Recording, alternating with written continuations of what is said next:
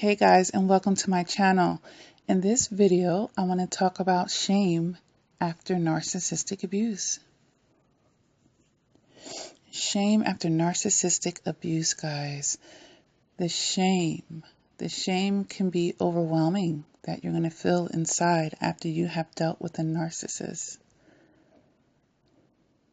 And, this is pretty typical, actually. People that have been abused, they tend to feel very shameful after abuse because a lot of times a victim will self-blame. They will take on things that actually should be put on the abuser. And they further burden themselves by taking more accountability for a situation, and they over-sensationalize their role in it. Now, I'm not saying that we didn't play any role in any of our abuse with the narcissist, because we did, but just be mindful that you're not taking on their mess. Just take accountability for yourself and not theirs. And then there's the part of the shame just from being in the situation, the part that is a part of our accountability, where we're questioning ourselves, where we're disappointed with ourselves. And we're basically, at this point, we're rooted in self-criticism. Sometimes the shame could be rooted from perfectionism. And, it's very self-destructive. This is very self-defeating, which could lead to self-neglect, because then we start to feel like we don't deserve better. And this is keeping our self-esteem lower, it's keeping our self-image lower. And what is that going to do? That is going to make us more susceptible to yet again continue the cycle, to be able to be hoovered, or for a new narcissist to come into our life, for us to attract and keep a new narcissist in our life.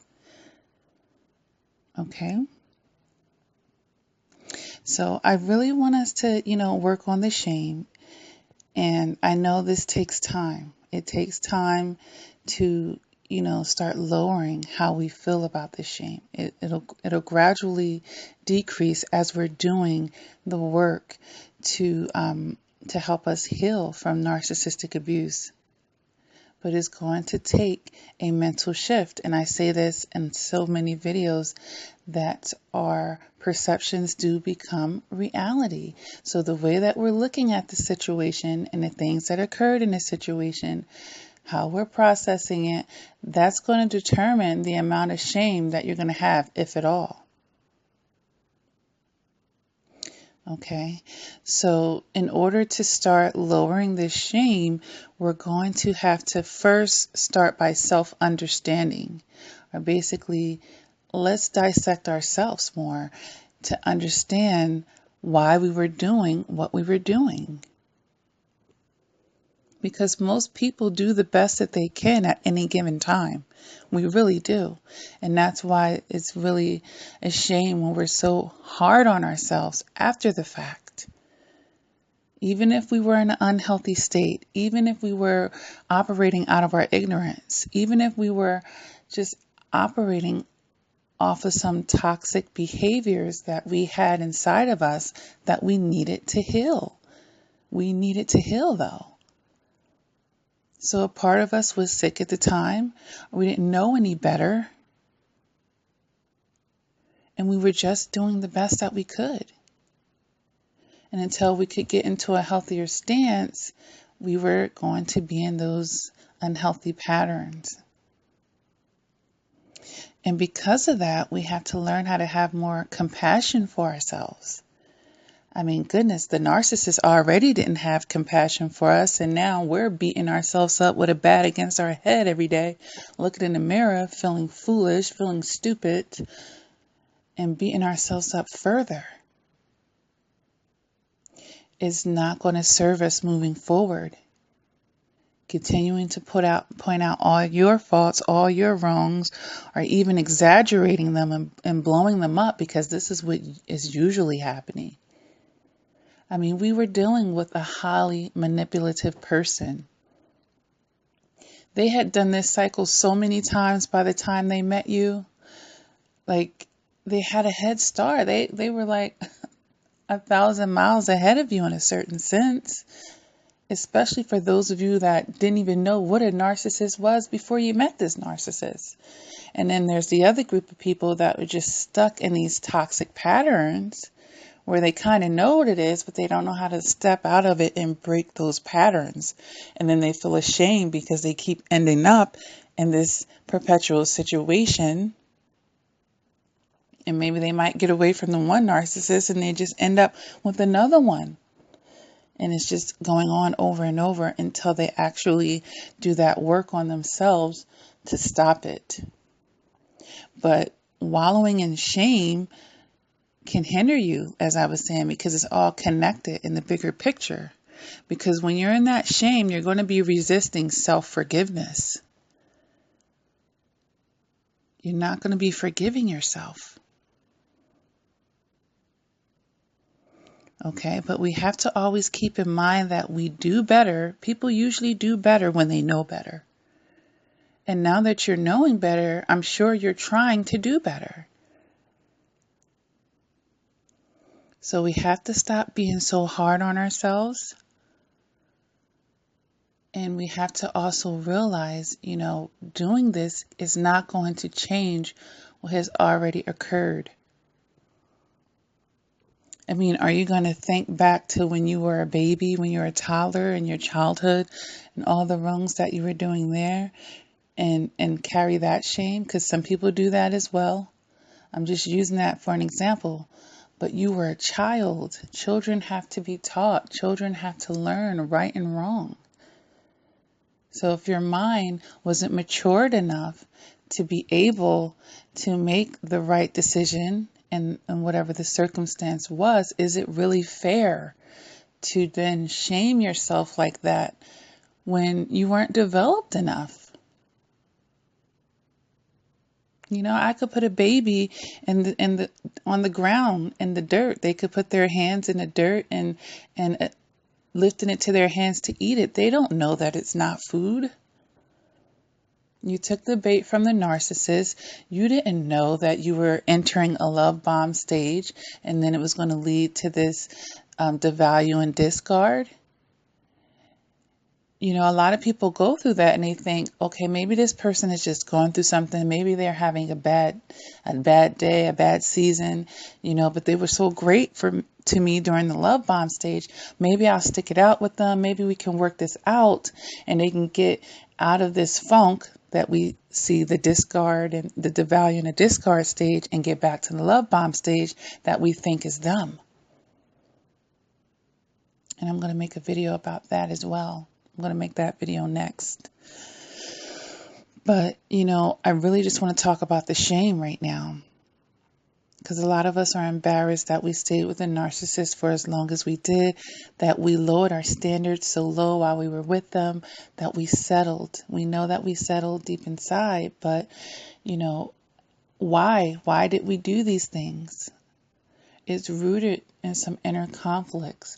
It's rooted in some things that we need to learn and evolve as a person.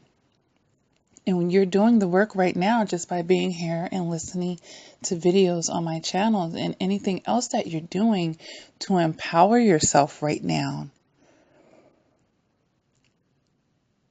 no one is perfect in this life. No one is perfect in this world. Nobody.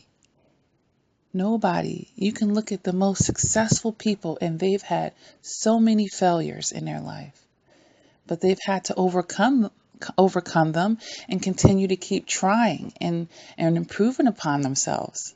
They couldn't just stay in that state of shame and then giving up. And that's what I don't want you guys to do. I don't want you to stay in that shame and give up on yourself, because you're going to remain in a toxic state. You're going to then still surround yourself with toxic people. And then even if a healthy person comes, you're going to be so shamed you won't feel deserving and worthy of it. And that's why I say it lowers your self-image and your self-esteem. Okay, guys? So let's let go of the shame. Obviously, lots of people have been in your shoes. Lots of people are healing from this. So many people have, made the mistakes of going back to the narcissist over and over and over and over. But you weren't doing it necessarily, you meant well, because that was the best that you knew how to do at the time. It wasn't the best thing for you to do. Now you know better. But back then, maybe you were just trying to keep a relationship together. You were trying to love a person that was unlovable. You were trying to give your all to someone that didn't deserve it, though. You don't have to feel ashamed of that. And then maybe there's a darker side of it. Maybe you couldn't be by yourself. Maybe you were replaying some toxic attributes that stemming from your childhood.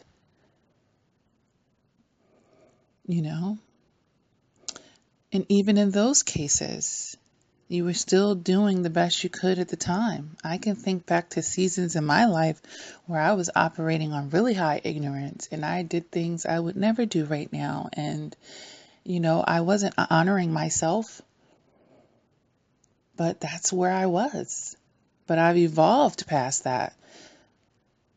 So I'm not ashamed of it. I went on, life is a journey. And I've evolved, though, so I can hold my head up high. Okay, well, if anyone from my past that or knew me during those times were to throw that in my face or this or that, I don't care. You know what I'm saying? Because I love myself, and I know that people aren't perfect. Nobody is. They have their stuff too. So don't let other people shame you, because they're not perfect either. We're all in a glass house in one way or another. And if anyone's on their high horse towards you for staying with the narcissist, trying to play you out, laugh at you, make you feel stupid and foolish, trust me, you may not know all their skeletons, but they have some as well. Okay? All right, guys. So, I just wanted to make this video to begin to talk about shame, because, you're not going to get the kind of healing that you need as long as you're carrying around all this shame. All right, it's not going to serve you. So we have to start working that away. And I know it's not this instant thing where all the shame that you feel goes. It's a gradual process of lowering it. Okay, and it's going to take some time. But we have to begin to do that. All right, guys. So if this video resonates with you, go ahead and hit the like button. If you haven't done so already, please subscribe to this channel. I do upload videos quite frequently. I just want to empower you guys. I want to empower you. If you're struggling to heal from a toxic relationship, or you just want to get stronger and get more wisdom on relationships, I've written books to help people heal from toxic relationships and to become stronger relationally. So especially in identifying toxic relationships, in correcting the negative or the toxic behaviors, and moving on with your life and thriving from there, guys. You can check that out in the description. They're all available on Amazon, the ebooks and the hard copies. Soon they'll be on Audible. All right. So until next time, guys, take care.